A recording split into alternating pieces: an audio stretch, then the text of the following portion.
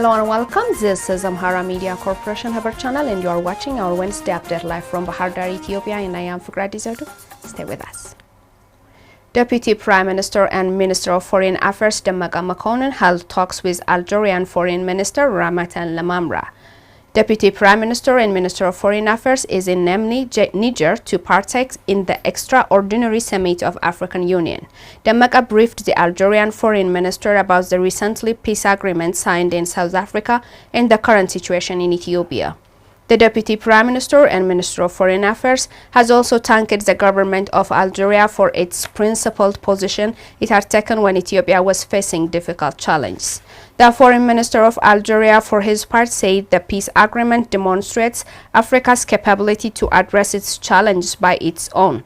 According to Ministry of Foreign Affairs, the two sides agreed to work in partnership to strengthen the Ethio-Algerian friendship.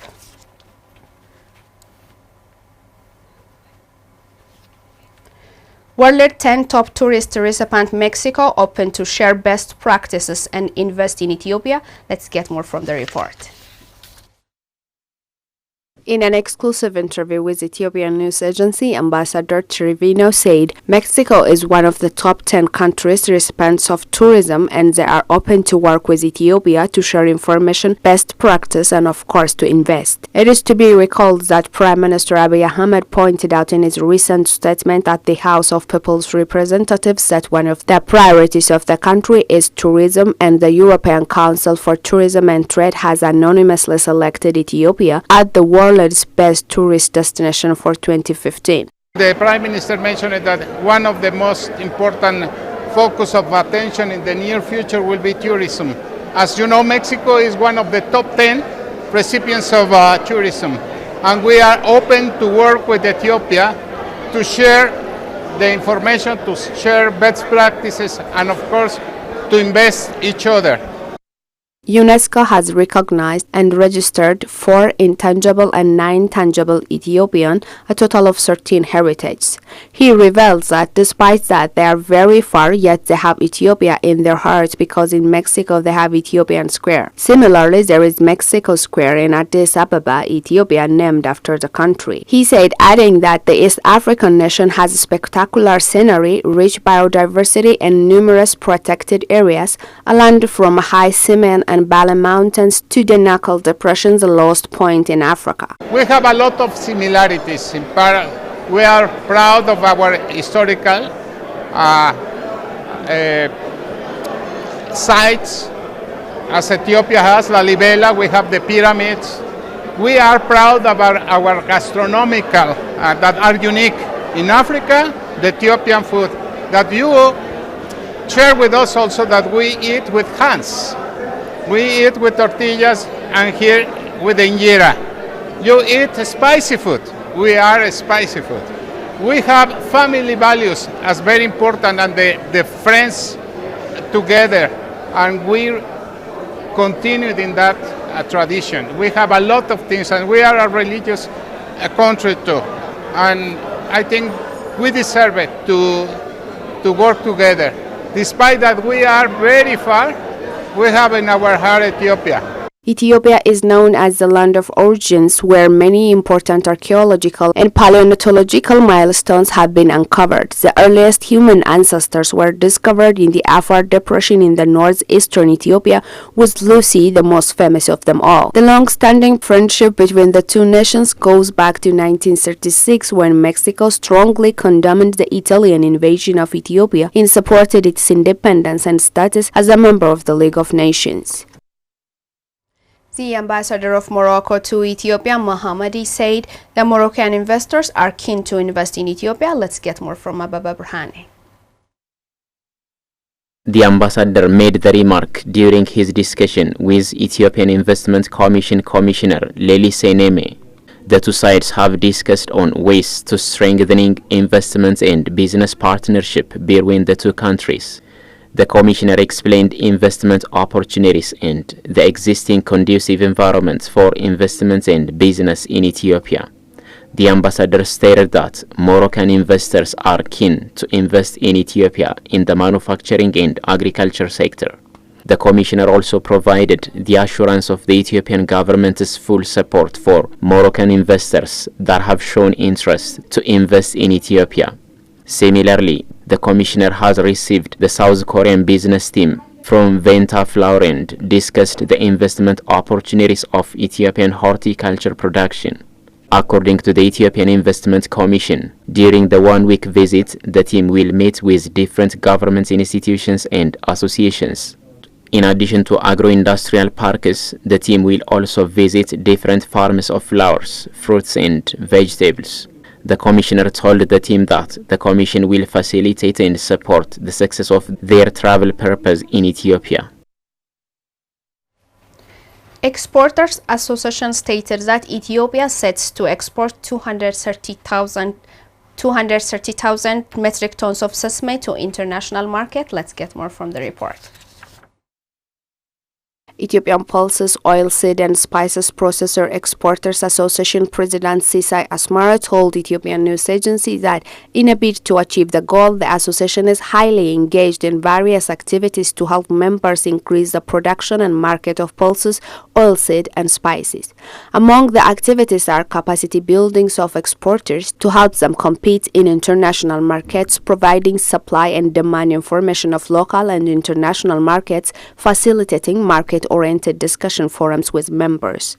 He said the association provides adequate and up-to-date information for members about the profiles of international market segments and strategic buyers, as well as facilitating export-related services. The association is also engaged in activities with a view to addressing problems whenever encountered by members. He pointed out the association is also engaged in activities with a view to addressing problems whenever encountered by members. According to the President, capacity building supports have also been provided to farmers to improve yield and pesticide usage. Global Pulse Confederation CEO Randy Duckworth on his part said Ethiopia produces a very good deal of agricultural products for export to the world, including sesame pulses and coffee that is of excellent quality.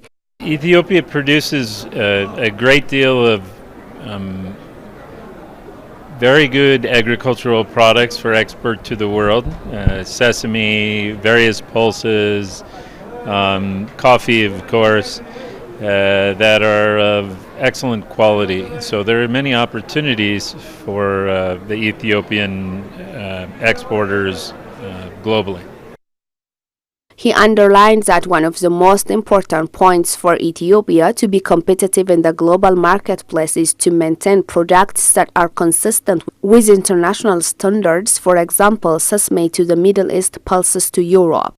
One of the most important points for Ethiopia to be competitive in the global marketplace is to maintain products that are consistent with international standards. So if they're going to export, for example, sesame to the Middle East or pulses to Europe, they must be prepared to meet the food safety standards of those particular markets. So in the case of Europe, for example, with pulses, the European Union does not allow a number of pesticides pesticide residues on pulses. So it's very important for the Ethiopian government to be proactive and make sure that those pesticides are not used with any sort of pulses or in the storage facilities with pulses, and then Ethiopian producers can be competitive and export to those markets. Last fiscal year, Ethiopia exported 210,666 tons of pulses to the international market. The major pulse types that Ethiopia exported during the stated period are soybean, green mung beans, white pea beans, chickpeas, haricot beans, horse beans, black kidney beans, light brown kidney beans, among others. According to Ministry of Foreign Affairs, Ethiopia and Cuba exchanged views on ways of enhancing bilateral cooperation in the agricultural sector. We have Ababa Burhani for the detail. It was indicated that the Ethiopian ambassador to Cuba, Gennet Teshome, conferred with Orlando Diaz Rodriguez, Director for International Cooperation at the Ministry of Agriculture of Cuba. During the meeting, Ambassador Gannett pointed out the potential areas for a mutual beneficial cooperation in the sector. He further briefed the director about his government's 10-year development plan in agriculture, efforts to attain high level of productivity in wheat production and ensuring food self-sufficiency. Orlando Diaz Rodriguez, Director for International Cooperation at the Ministry of Agriculture of Cuba, noted on his part that the long-standing friendship of the two countries enjoyed in various fields.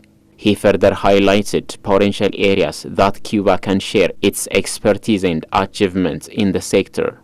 The director also reiterated Cuba's commitment to continued and enhanced cooperation in the field to fulfill the vision of agricultural development in both countries.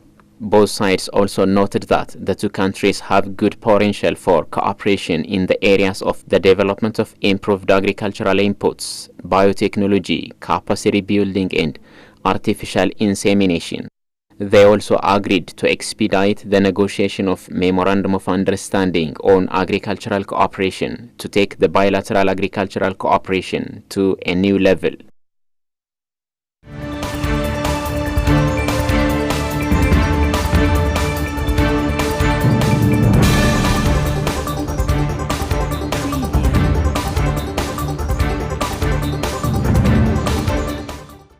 This is Amhara Media Corporation Haber channel and you are watching our Wednesday update live from Bahar Dar, Ethiopia. Proceeding to news beyond borders first. According to Acting Executive Secretary of the United Nations Economic Commission for Africa, industrialization is critical for Africa's sustainable transformation.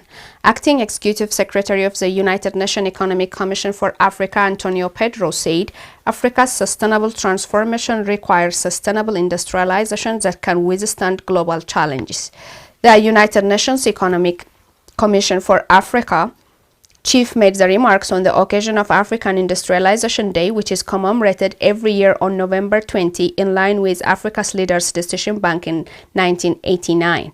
The United Nations Economic Commission statement quoted Pedro as said the Russia-Ukraine crisis that we are in and devastating COVID-19 pandemic we are recovering from have cruelly reconfirmed the accuracy of our diagnosis and prescription, but also the yawning gap between our lofty ambitions and our paltry performance is a crucial field. He emphasized that industrialization is critical for Africa as primary products, both extractive and agricultural, account for the bulk of African exports to the rest of the world, while processed products dominate the continent's imports. Figures from the United Nations Economic Commission for Africa show that between 2016 and 2021, fuels accounted for the largest share of Africa's total exports, ranging from 29% to 43% in any given year and averaging 37% over the period.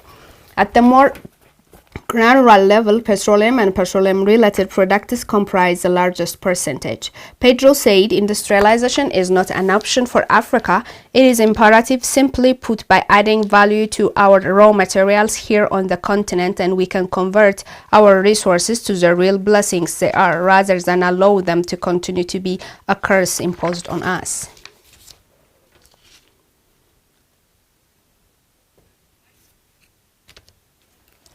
Born with no legs, Graham Al-Muftah is doing miracles in his life. Now a 20-year-old adult, Al-Muftah is a well-known activist and an interpreter. He was born with a rare condition called caudal regression syndrome, which is a disorder that impairs the development of the lower spine, but he said it has never stopped him pursuing his dreams. In 2016, Al-Muftah climbed the tallest mountain in the Gulf region using his hands. He spoke at the United Nations Youth Forum and represented Qatar projects on the international stage. The 20-year-old is also a sports enthusiast and dreams of one day becoming a Paralympian. Al-Muftah is the ambassador of the FIFA World Cup 2022 underway in his country, Qatar, and he made an opening speech with the famous American actor Morgan Freeman. Al-Muftah's life is a great role model for the disabled in the world.